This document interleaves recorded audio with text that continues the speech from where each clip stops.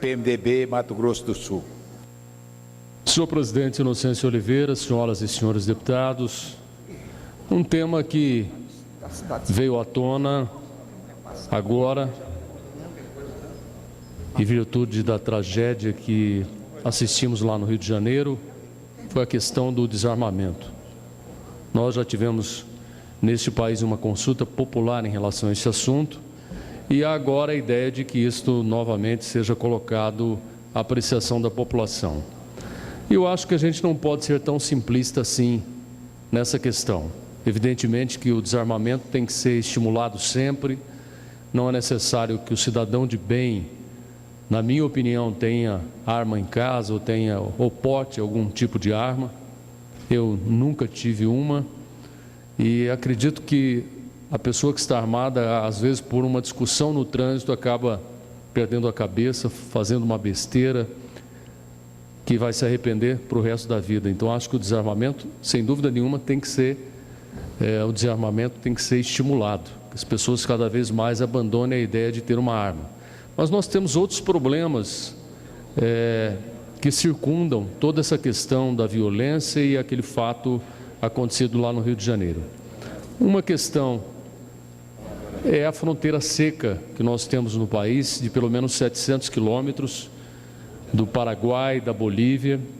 Eu que moro num estado que faz fronteira, faz divisa com Peruã Cavaleiro, no Paraguai, cidade de Ponta Porã, eu moro a poucos quilômetros da fronteira Brasil-Paraguai, e ali é por ali que as armas entram, porque no Paraguai não há esse rigor que existe aqui em nosso país. Então, enquanto nós não tivermos uma colaboração desses países, especialmente do Paraguai, no tocante ao controle das armas, nós vamos vivenciar essa facilidade que as pessoas têm na utilização de armas no Brasil, principalmente os bandidos. Não são armas legalizadas, são armas que vêm clandestinamente, principalmente do Paraguai. Lá é comercializado livremente. Então, enquanto o Mercosul não se tornar uma realidade, se o Mercosul realmente não for algo de integração, de encontro de leis, realmente haja uma colaboração mútua dos países, e nesse sentido o Mercosul bem poderia servir exatamente para que esses países entendam que esse comércio de armas de forma desenfreada é que leva a esta violência, nós vamos continuar vendo esses números assustadores da violência.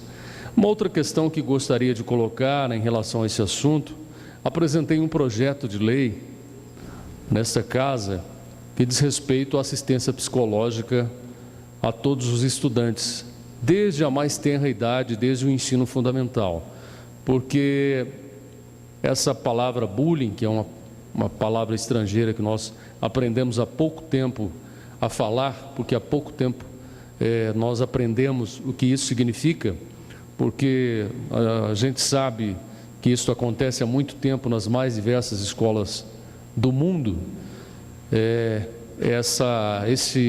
esse tipo de agressão feita por determinados estudantes dentro das escolas e que pode desencadear um trauma, pode acabar numa violência. Evidentemente que nós entendemos, e acho que os psicólogos, psiquiatras também assim entendem, que não é porque a pessoa sofreu algum tipo de agressão na infância que ele se tornará um adulto agressivo.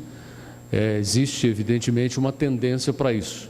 Mas isso tudo poderia ser identificado desde o momento em que o aluno, o estudante, estivesse no ensino fundamental. Então, nós acreditamos que essa pode ser uma medida também importante para que, se não acabemos com esse tipo de violência que nos entristeceu tanto, mas que pelo menos seja minimizado. Então, acho que esse acompanhamento psicológico seria muito importante. O governo, o poder público, de uma forma geral, poderia bem pensar nisso e aprovar esse projeto de lei que está aqui nessa casa e que poderá surtir algum efeito prático, porque tudo aquilo que aconteceu, nós víamos em outros países, nunca tínhamos vivenciado aqui tão próximos de nós.